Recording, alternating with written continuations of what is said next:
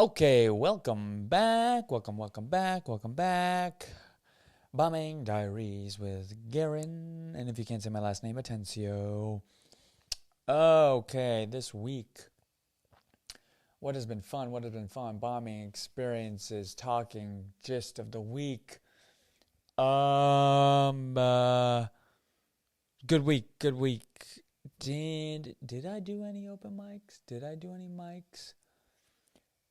Not necessarily. We'll get into that. So this week I definitely was was very busy with work, but I did get in, and buddy Steve Simone was in town again, which is nice. This is a nice back-to-back. He flew in to then perform in La Jolla down in San Diego at the Comedy Store. So he was at the Hollywood Comedy Store for I think Wednesday, Thursday. Got to hang out with him. Just as always, it's always fun hanging out, talking, shooting shit with other comics. And it was nice to be able to meet new people, get into the mix of that all over again. And then I was able to also, while hanging out with a buddy, Anthony Amarello, who great guy, door guy at the Comedy Store. I've known him for years doing comedy, and being able to hang out with him. And he's been very supportive of my journey back into the mics. So that was more or less the hanging out factor of the week. And then what happened? Oh, and then Sunday I was like, Sunday, let's go hang out. Let's go hang out at the store, Scratch that, reverse that. Got sidetracked just then. Heard a loud noise outside. Wasn't sure if you could hear that. It was the dump truck. Sometimes it's a dump truck, and I'm like, is that an earthquake or is it a dump truck? I don't know. When you're in these older buildings, definitely is the case.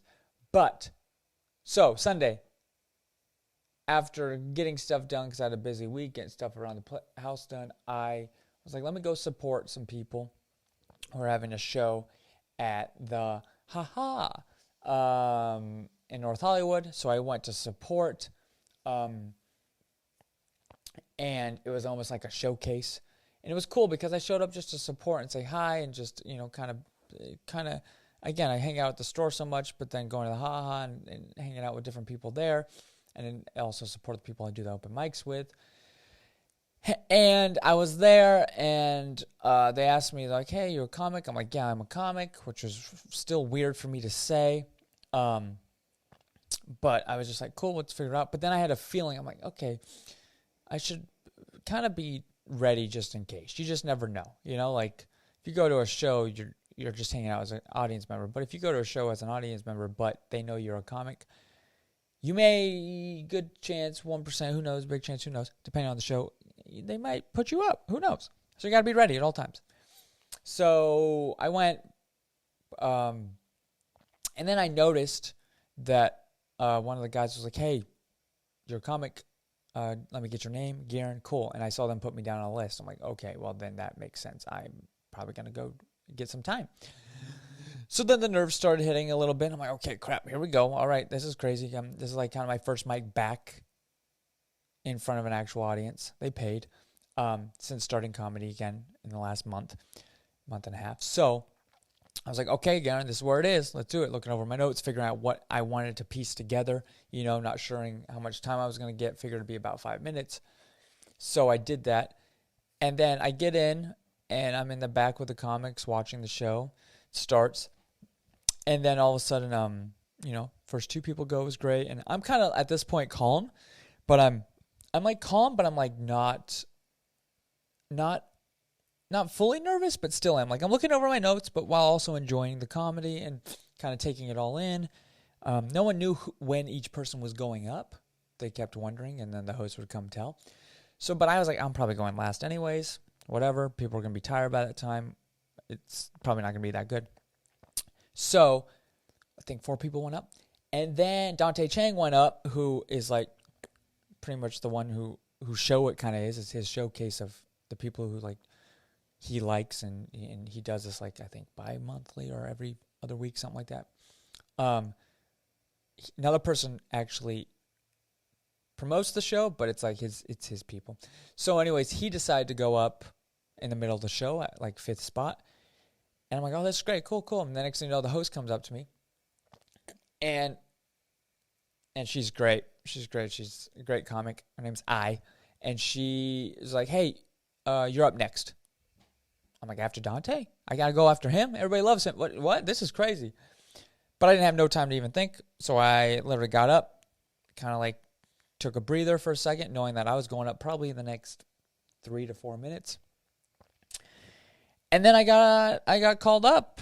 Went up there, did my jokes, talked to the audience, felt it in. Fast forward to actually listening after the fact, felt confident. Girlfriend even said I sounded confident on the audio, which is great. But I was like, it felt great, and I actually ended up doing 7 minutes, like a little less than 7. So it felt good. All the jokes were great. Some things didn't land, but then I owned it, But for the most part, it was consistent laughing. Not crazy amount. I mean, it wasn't like a sold out show, but I would say there was probably about 30 to 40 people maybe there. So yeah, it was great, and I definitely got off, and I felt a high that I missed, and I was like, oh, there's that feeling of live, almost live theater, and then also doing comedy is a whole different feeling, and then it's your own jokes and all this. So definitely I, got off, and it was like, okay, cool. It was another thing that I could then tell myself, I can do this. I'm not saying I was amazing, and I'm not saying, oh, I now should go do an hour special. No. But definitely it was a confirmation that it's possible and that I can do this, and it is. So it was a great feeling, which then got me in my head again to be like, okay, cool. How did that joke work? Okay, an audience heard it. Now how's this laughter? Because like I've mentioned before, it's usually me doing these jokes in front of like 9 people who are other comics who aren't really paying attention. So I get little chuckles, but to actually get laughter, that was a great feeling to be like, oh, it is funny. This does land. And even some of the other comics seeing me sometimes, for some of them, first time in front of an audience, actual audience, and seeing how I did, my acting background and stuff literally turns on. And, I even go bigger with because I'm very animated with my jokes. Sometimes even when I was listening to the audio, because I didn't film it, because I didn't know I was going up, and I didn't want to come in there with a tripod seeming like I was expecting to go up. So I just did audio. But even hearing it, there's some jokes where I'm like, okay, that's funny, but they're laughing harder than you would expect for what it said.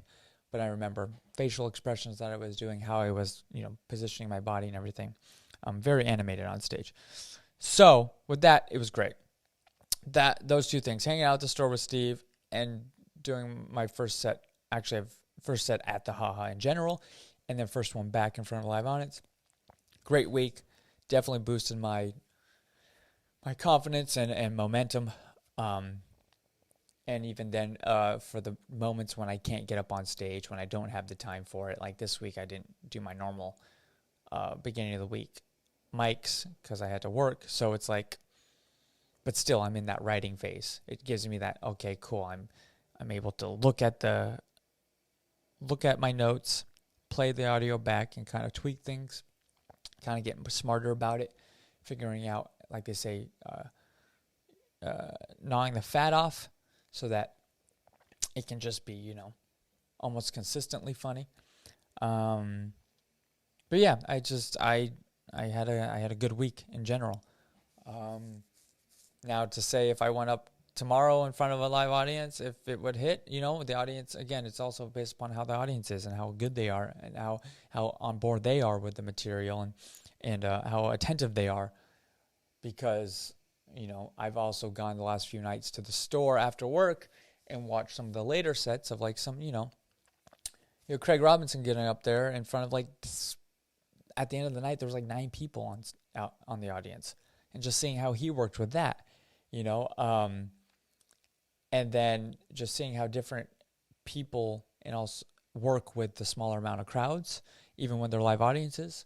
Even the other night there was a audience member who didn't realize there was a joke that was being happened, and I think he was a little drunk, so didn't realize it was a full-on joke all around, and everybody was in on it, as far as even like other comics in the audience.